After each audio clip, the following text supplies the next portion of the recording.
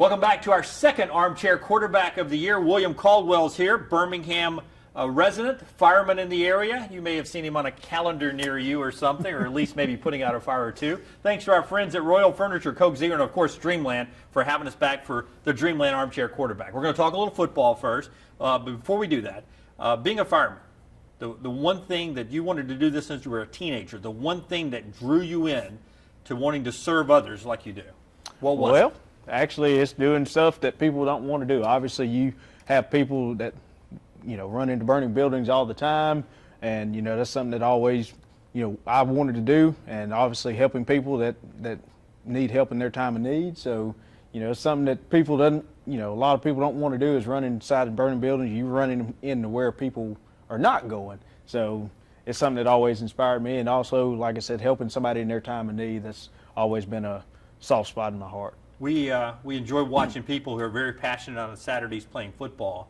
You've got that same passion for what you do. How much fun is it to go to work when you've got the passion for loving what you do? Oh, it's awesome. It is awesome. It's one of those things that I've always been told, you do something that you always enjoy doing. And there's never a dull moment at the firehouse. It's always a new experience. You're never going to do the same thing at the fire department. We always have set things that we have to do every day, but at the same time, every single call is different, and you can take something and learn something from every different call. Now, I picture when you guys are not saving the world, that you guys in the firehouse have a good time. Do you guys talk college football ever? We do, and obviously with me, the guys always tell me I should be on a broadcasting set somewhere, because I'm usually the one that's saying what the broadcaster's saying before he's even saying it. So you beat Gary Danielson? I usually beat Gary Danielson and Vern on their calls. I hear you. Yes, sir. So you obviously studied the game a little bit. Now let me talk about Alabama. You're an Alabama fan, right? Big Alabama fan. Okay, Roll Tide. Now West Virginia,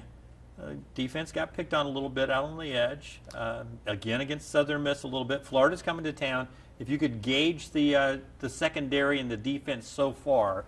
We're comparing some great teams. But we're comparing some great teams right now. I feel like they're holding their own. Obviously, we've bent, but we hadn't broken. So, obviously, I feel like we still have some work to do. A major concern of mine is losing Nick Perry this week for the first half. That's going to be a huge loss. I feel like we're going to have some big play from Geno Smith.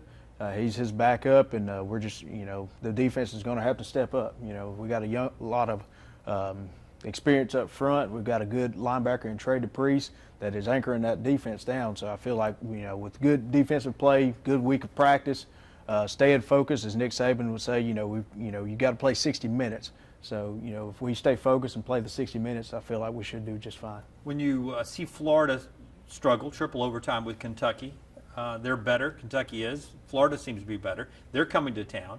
Do you think that'll be Alabama's toughest challenge to date, or is that maybe West Virginia already? I feel like it'll be our toughest challenge in league play. Obviously, West Virginia was a very good ball team. There's a lot of people that underestimated West Virginia, myself included. But at the same time, I feel like it'll be a great it'll be a great SEC test for us. Obviously, the big part for us is, again, I say our defense. I feel like our offense is going to score points.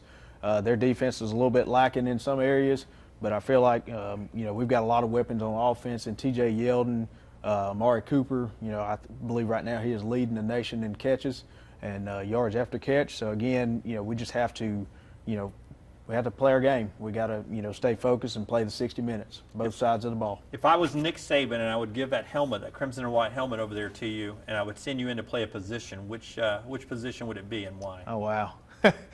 Are you a quarterback guy? Are you a linebacker guy? No, I'd probably. You come across as a guy who'd like to hit me. I'd probably like to be on the running back side of it. Obviously, I wish, I'm not as big as old Derrick Henry, but I feel like I'd bring a lot to the table, just being a low center of gravity, strong in the leg area, able to hold on to the ball at times. So, obviously, you don't want to fumble, because then you'll be on the sideline.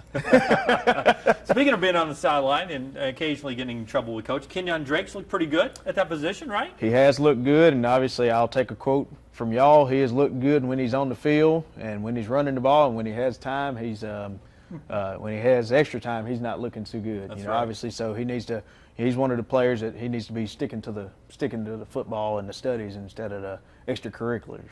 Do you think that running game is going the way it needs to go for Alabama to get where they want to get? I feel like it could be better, but obviously that starts up front with your offensive line. Your offensive line's got to fire off the ball, in order to get to the second level to the linebackers, and that way it frees up the space for the running backs to find those holes and explode.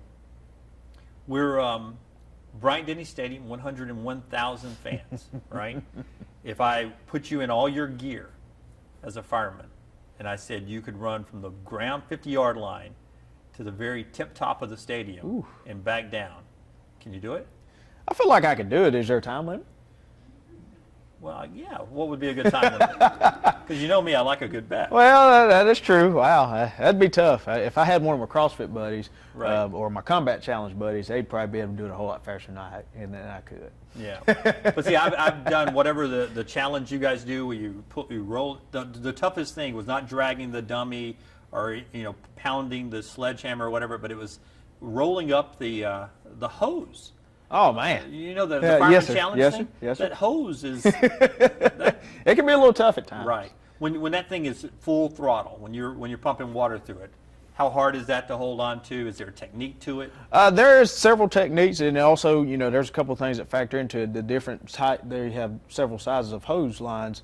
So obviously, if you're on a 2.5 line and somebody's pumping a lot of water to you, it's best if you get on the ground and just hold that nozzle between your legs and have it and spray your water out that way. Whereas if you're on a smaller hand line that we use to advance inside homes, pretty much you just need to have the good upper body strength and the drive of the legs, and it'll help you to get that line advanced. How often do you guys work out, and do you have a Scott Cochran like Alabama has, always yelling at you? Do you guys have somebody like that? We don't have anybody to yell at us.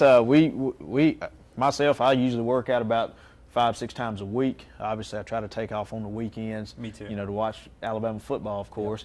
But usually, we don't have anybody yell at us, but we have to be at tip-top shape, because obviously, fires don't take breaks after we go to bed. So we could have a fire at 3 in the morning and go from a dead sleep to having to go to work and be somewhere working in 5 minutes. Okay. So outside of Auburn at the end, because we know that's always tough. Oh, no, Give me the toughest game on Alabama's schedule this year, other than Auburn, and why? Other than Auburn, I'm gonna have to say I feel like LSU would be a close second, or a close third, but I feel like Texas A&M is going to be a huge challenge for us, just because there's a quarterback that's Kenny Hill.